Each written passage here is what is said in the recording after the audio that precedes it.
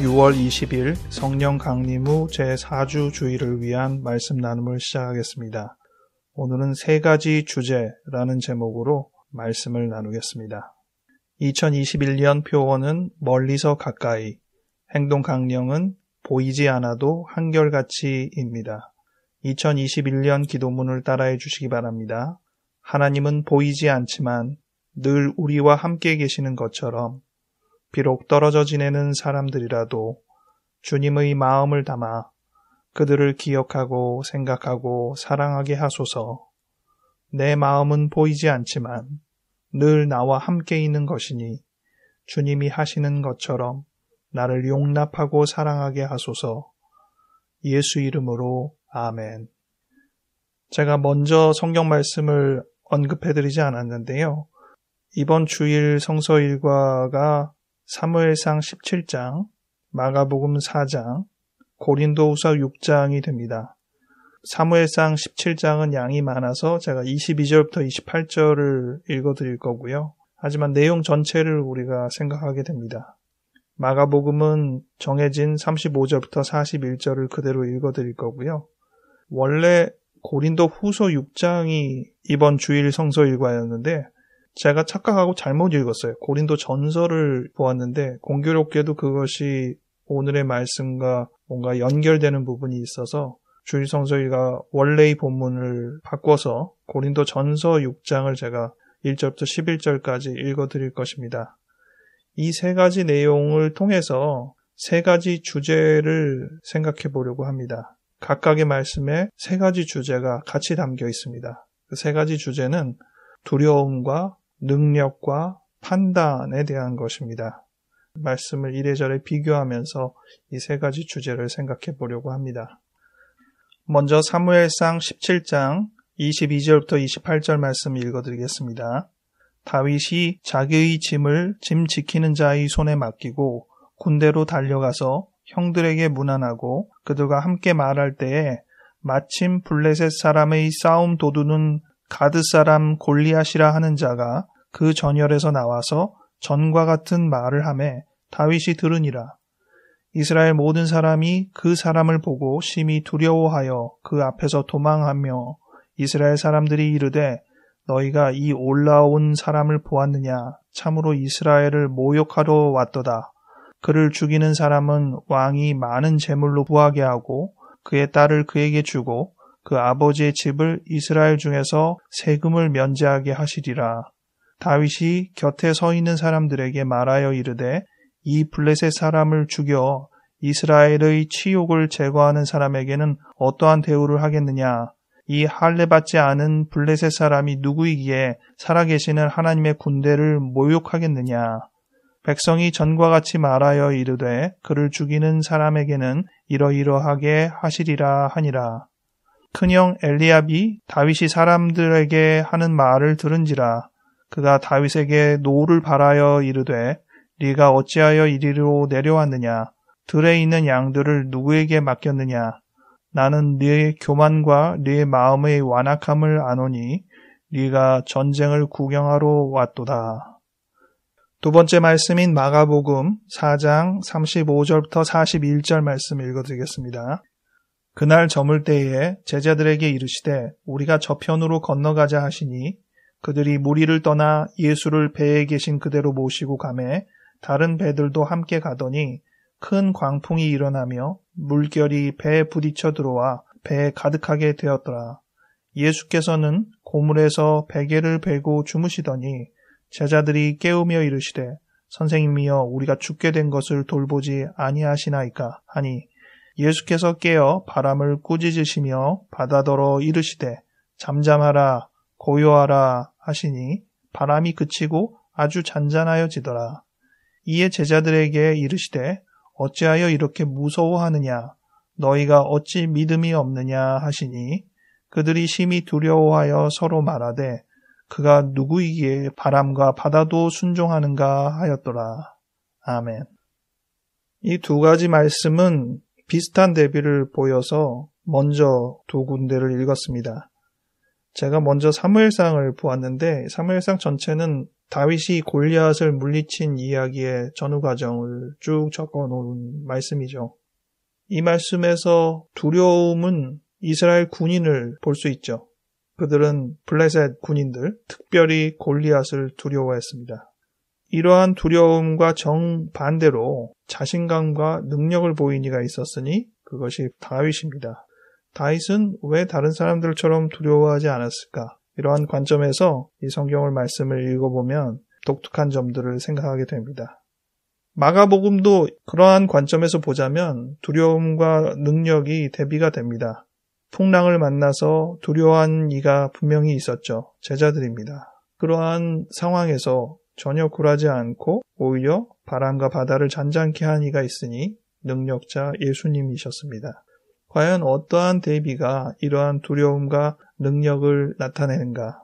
우리는 어느 때는 이스라엘 군인과 같다가도 또 어느 때는 다윗과 같고 또 어느 때는 제자들과 같다가도 또 어느 때는 예수님과 같습니다. 이러한 두려움과 능력의 차이가 어디서부터 연유하는가 생각해 볼 때 대표적인 것이 바로 판단입니다. 두려워하는 것은 어떠한 판단에 따라서 두려움의 결과를 낳은 것입니다. 능력 또한 충분히 승산이 있다는 가능성이 확대되면서 이건 분명히 이기는 싸움이라는 판단이 드는 것입니다. 왜 똑같은 상황에서 이렇게 다른 판단이 나왔을까요? 오늘 두 본문을 살펴볼 때 이 두려움의 대상들, 이스라엘 군인이나 제자들이 갖는 두려움은 어찌 보면 당연한 것입니다. 대다수가 같은 상황에서 두려워한다는 것이죠. 두려워하는 게 이상한 게 아니라 무척 자연스러운 반응이었다는 것입니다. 그런데 어떻게 이 상황에서 다윗은 그렇게 자신 있게 생각하고 예수님은 어떻게 그렇게 풍랑을 잠잠하게 하셨을까요? 단순히 하나님께서 능력을 주셨기 때문에 라고 하면 모든 상황이 끝나버리긴 하지만 우리가 조금 더 분석적으로 이 내용들을 생각해 보면 좋겠습니다. 먼저 다윗은 아주 분명한 점을 확인하게 됩니다. 이스라엘 군인들은 그 막강한 힘에 두려워한 것입니다. 웬만한 사람은 힘을 쓸 수도 없는 그 정도의 무게의 갑옷을, 투구를 쓰면서도 저렇게 움직이는 저 광대한 체격과 힘, 아무도 이길 수 없다. 이렇게 생각을 하는 것이죠. 그런데 다윗은 달랐습니다. 확실히 그러면은 비범하다고도 할 수 있죠. 또 그 상황의 기세에 눌리지 않는 그 상대의 허점과 자기의 장점을 충분히 고려했다는 것이죠. 만약 이 판단에서 승산이 없다고 생각했으면 다윗 또한 뒤로 물러섰을 것입니다. 그런데 다윗이 잘 아는 자기의 능력, 이미 검증된 자기가 양을 지키다가 사자를 물리치기도 하고 자기의 경험들을 통해서 확인된 자기의 장점과 상대방을 보면서 느껴지는 단점을 정확하게 간파했습니다. 골리앗은 힘은 세지만 민첩할 수 없다는 것을 발견한 것입니다. 분명히 골리앗은 엄청나긴 하지만 힘의 반경, 그가 칼을 휘두르거나 손으로 잡거나 하는 그 반경 안에서만 가능한 힘이라는 것을 파악을 했고 동시에 큰 힘은 빠르게 작용할 수 없다는 것을 발견한 것이죠. 자신은 아주 작은 돌만 있어도 명중시킬 수 있는 능력이 있기 때문에 이것이 훨씬 더 승산이 있다고 계산이 된 겁니다. 만약 당시에 사울의 군인들이 총을 가지고 있었다고 생각해 보십시오. 블레셋 진영에서 골리앗이 떵떵거리면서 큰 소리를 칠 때 어떻게 생각하겠습니까? 두려워하겠습니까? 아니죠. 웃기고 있네. 그렇게 생각하겠죠. 한 방이면 끝날 것을. 맞습니다. 자기가 갖고 있는 무기가 무엇인지, 상대가 보여주고 있는 취약성이 무엇인지를 알면 겉보기에는 상당히 두려운 상황이 된다 해도 자신감을 얻을 수 있는 것입니다. 그러나 만약 이렇게 마무리를 한다면 우리가 보통 알고 있는 신앙에 대한 부분을 다 거품으로 던지고 현실적인 입장으로만 해석하는 것처럼 보일 것입니다. 우리가 많은 운동선수들이 그렇게 많이 노력을 함에도 불구하고 아주 작은 실수로 모든 것을 수포로 돌아가게 하거나 자기의 능력을 충분히 발휘하지 못해서 결과를 제대로 성취하지 못하는 일들을 많이 봅니다. 분명히 다윗이 계산을 아무리 잘해도 정한 시간 안에 완벽하게 맞아떨어지지 않으면 질 수 있음을 본인도 알 것입니다. 그 부분에서 신앙이 작용합니다. 우리는 신뢰가 필요합니다. 꼭 이길 수 있는 장담을 못하는 이 불확실성을 능가시킬 믿음이 필요합니다. 다윗은 그것을 가졌다는 것이죠.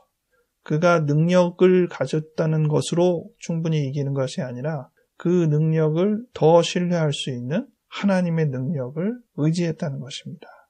이 두 번째가 확보되지 않는다면 우리의 판단은 반쪽짜리 판단에 불과합니다.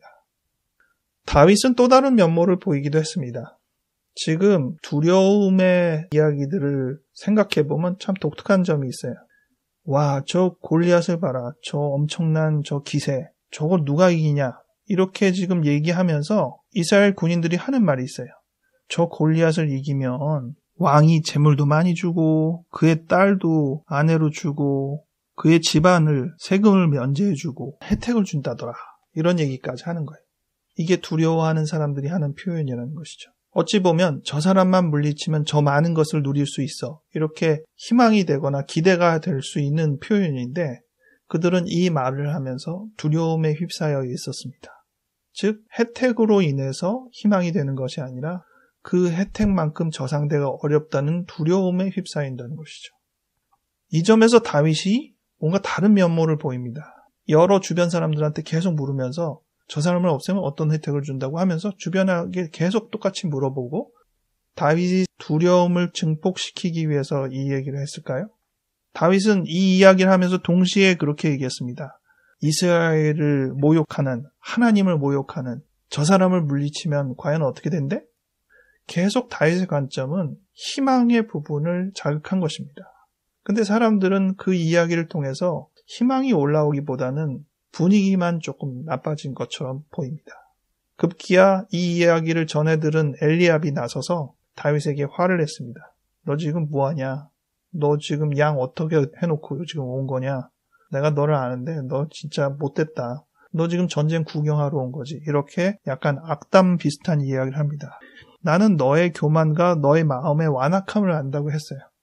이 말은 아주 비현실적인 표현 같지는 않습니다. 다윗의 어떤 성품을 의미하는 것으로 보입니다. 물론 그것을 너무 부정적으로 레이블링한 것이 문제이긴 하지만 분명히 다윗에게는 교만과 완악함으로 비춰질 만한 무엇인가가 있었을 것입니다. 그것은 요셉에게서도 좀 보이는 허풍과 같은 느낌일 수 있을 텐데 상당히 현실적인 부분이 있었을 것입니다. 하지만 또 동시에 보면 그렇게 논리적인 현실은 아니에요.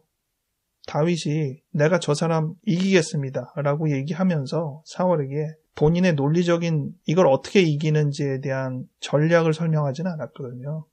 그에게 있어서 어느 정도 생각은 있지만 충분히 논리적으로 설명해서 상대방들이 그래서 저렇게 용기를 낼 수 있는 거였구나. 이렇게 전달을 할 수 있는 입장을 피력하지 않습니다. 그러니 어떻게 보면 다른 사람들한테 그것이 허풍으로 보이고 근거 없어 보일 수 있는 것입니다. 그러나 확실한 것은 그렇게 사람들에게 돌아다니면서 저 사람 물리치면 어떻게 해준다고? 이것을 물어보는 것으로 군대 진영 안에서 분위기를 선동한 것 때문에 결국은 사울 왕까지 다윗이 갔고요. 그 자리에서 제가 물리칩니다 라고 얘기까지 할 정도로 상황을 보인 것입니다. 주로 사무엘상 말씀을 통해서 이 두려움과 능력에 대한 대비를 설명했는데 마가복음에서 보이는 제자들과 예수의 두려움과 능력의 대비도 이러한 내용과 크게 다르지는 않습니다. 예수님은 어떻게 그러한 능력을 보였을까요? 아주 신적인 명령의 능력만 있었던 것인지 저는 그 다른 부분이 어느 정도는 있었을 거라고 예상합니다. 이것은 추측에 불과하기 때문에 너무 길게 얘기할 수는 없을 것입니다. 예수께서 이 자연현상에 대해서도 단순히 명령으로 180도로 방향을 전환했다기보다도 이 풍랑이 잔잔해질 만한 어떤 기미를 충분히 발견하셨던 것이 아닌가 그런 생각도 해봅니다. 예수께서 그의 독특하고 오묘한 능력을 가짐에도 불구하고 늘 예수께서는 그것을 아버지 하나님께로 돌렸습니다.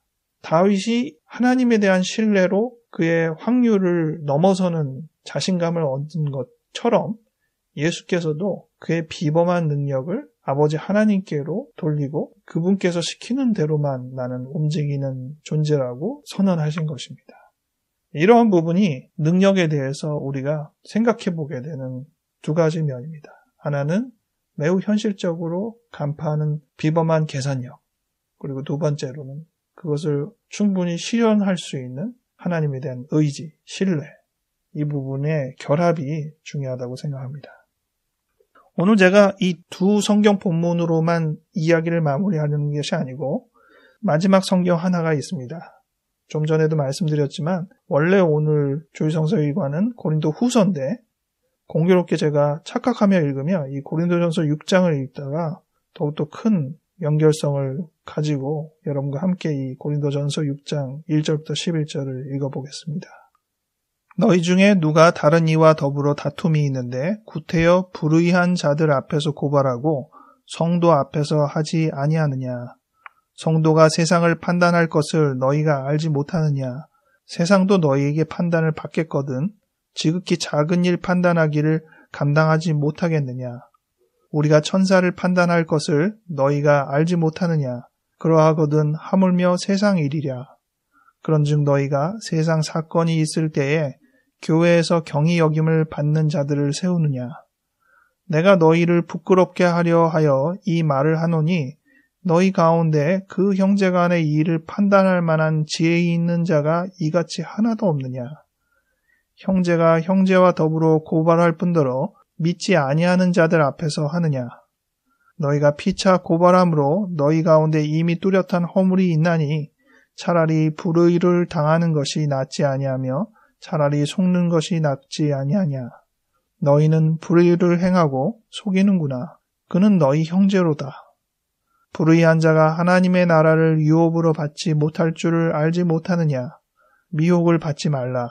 음행하는 자나 우상 숭배하는 자나 간음하는 자나 탐색하는 자나 남색하는 자나 도적이나 탐욕을 부리는 자나 술 취하는 자나 모욕하는 자나 속여 빼앗는 자들은 하나님의 나라를 유업으로 받지 못하리라. 너희 중에 이와 같은 자들이 있더니 주 예수 그리스도의 이름과 우리 하나님의 성령 안에서 씻음과 거룩함과 의롭다 하심을 받았느니라. 아멘. 이 세 번째 성경에서도 두려움과 능력과 판단이라는 세 가지 주제가 담겨 있는데 앞서서 봤던 두 성경 구절과는 결이 많이 다릅니다. 특별히 이 판단이란 단어 자체가 언급이 많이 되고 있습니다. 제가 앞 성경을 읽다가 그 두 성경의 부분에서 판단이란 단어를 떠오르게 된 것은 바로 이 본문을 읽으면서 판단이란 단어에 좀 더 치중하게 된 것이거든요. 6장 1절에 너희 중에 누가 다른 이와 더불어 다툼이 있는데 구태여 불의한 자들 앞에서 고발하고 성도 앞에서 하지 아니하느냐 이렇게 적혀 있습니다. 비슷한 구절을 보면서 세상 법정에서 우리의 재판을 하면 안 되나? 이런 오해를 하는 분들이 있어요. 이 구절은 세상 법정을 이용하지 말란 뜻이 아닙니다. 세상 법정의 문제의 시시비비를 가린다고 하면서 교회 안에서는 하나도 이야기하지 않는다니 이게 될 말이냐 이것을 지적하는 겁니다. 교회 안에서 공론화해야 되는 문제인데 교회 안에서 공론화하지 않고 세상 재판이나 다른 데에서 시시비비를 가린다는 게 뭡니까? 교회 안에서는 은폐했다는 것입니다. 교회 안에서는 다루지 않기로 회피했다는 것입니다. 우리가 세상 재판에서도 민사재판에서 해결할 걸 형사재판에서 하지는 않아요. 근데 지금 민사재판에서 해결해야 될 일을 형사재판에 가가지고 자꾸 요구하는 거랑 비슷한 꼴이라는 것이죠. 지금 교회 안에서 언급이 분명히 돼야 될 사안이라는 겁니다. 그런데 물론 교회 안에서 해결이 안 되면 조금 더 큰 권위 있는 판결을 위해서 세상 재판을 활용할 수도 있는 것입니다. 왜 근데 교회를 피하냐고요. 그럼 이 본문을 통해서 어떤 것이 두려움이고 어떤 것이 능력이었습니까? 교회 안에서 공론화하지 않은 그 원인이 되는 두려움은 무엇입니까? 교회 안에서 문제가 드러나서 다른 사람들에게 알려지고 분명한 지적을 받고 옳지 않은 것이 드러나고 이런 상황들을 두려워하는 것이죠. 능력은 교회 안에서 이 시시비비를 가리는 것이죠. 5절에서 보면 형제 간의 일을 판단할 만한 지혜 있는 자라고 했는데 바로 이 지혜, 이것이 능력입니다. 그리고 그 뒤에 8절부터 10절에 보면 불의와 속임에 대한 이야기가 있는데 이 형제 간에서 시시비비를 가리는 지혜를 통해서 어떤 것이 불의한 일인지 어떤 것이 속임인지가 만천하에 드러나는 것입니다. 아까 능력이라고 얘기할 때 두 요소를 얘기했잖아요. 정확한 분석력 있고 확률 싸움에서 승산이 있는 계산력. 하지만 그것을 넘어서는 하나님에 대한 신뢰. 이 두 가지의 부분을 얘기를 했는데 이 부분에서도 이 두 가지가 확실히 나옵니다. 첫 번째는 정확하게 판단하는 거예요. 형제 간의 시시비비를 확인하면서 그 안에 숨겨져 있는 불의와 속임을 명백하게 드러내게 하는 것이죠. 그러나 중요한 요소가 있습니다. 바로 11절에 있는 용서의 은혜입니다. 11절에 너희 중에 이와 같은 자들이 있더니 이와 같은 자가 누굽니까? 불의한 자, 속이는 자예요. 근데 그들이 다 주 예수의 이름으로 또 성령 안에서 씻음과 거룩함과 의롭다 하심을 받았다는 것입니다. 은혜 안에 머무는 사람이 되었다는 것이죠. 그렇다고 무조건 잘못을 덮어주고 피하고 이것이 지혜는 아닌 거죠. 그것은 오히려 두려움입니다. 교회 안에서 은폐하고 다른 데서는 얘기하고 이렇게 되는 것이죠. 명백하게 상황을 드러낼 때는 그에 대한 충분한 공론화가 되고 대가도 치르고 하지만 동시에 우리 안에서 관용과 은혜가 벌어지는 것입니다. 고린도전서의 말씀을 통해서 두려움과 능력과 판단에 대한 이해가 좀 더 풍성해지는 것으로 생각됩니다. 훨씬 더 다양하게, 다각도로, 다면적으로 상황을 파악하고 이해하고 분석해내는 부분이 되기를 기대합니다. 여러분은 오늘 제 이야기를 같이 참여하며 어떠한 생각을 하십니까? 여러분의 생활 속에서 두려움과 능력과 근간이 되는 판단이 여러분 안에서는 어떠한 과정이 벌어지고 있습니까? 말하기는 능력의 판단을 위해서 우리가 가져야 할 두 가지 요소를 잘 가질 수 있게 되기 바랍니다. 기도하겠습니다. 하나님 아버지, 말씀을 통해서 우리의 생활들을 여러 가지를 비교해 봅니다. 주변을 두 부류로 나누어서 두려움과 능력으로 생각해 볼 수 있고 또 나 자신 안에서 어느 때는 두려움의 영역을 어느 때는 능력의 영역을 경험하게 되는 부분으로 나눌 수도 있습니다. 하나님, 이 모든 생각 속에서 우리의 판단이 두려움의 영역에서 점차 옮겨져서 능력의 영역으로 돌아설 수 있게 되기를 희망합니다. 주님에 대한 신뢰로 우리가 갖는 계산들을 보다 건강하게 실천할 수 있게 되기를 바랍니다. 이를 위하여 하나님께서 능력과 용기와 위안을 주심을 우리가 알고 감사드립니다. 늘 우리를 붙잡아 주시옵소서. 감사하고 예수 이름으로 아멘.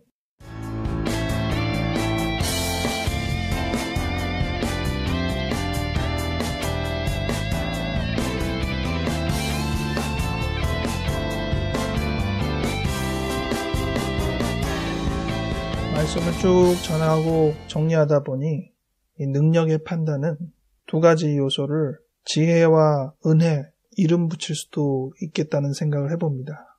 우리 안에 이 능력의 판단을 위해서 충분한 지혜가 있는지 또 충분한 은혜가 있는지 되돌아보면 좋겠습니다. 일주일 지혜롭게 은혜롭게 생활하시기 바랍니다. 다음 주에 다시 뵙겠습니다.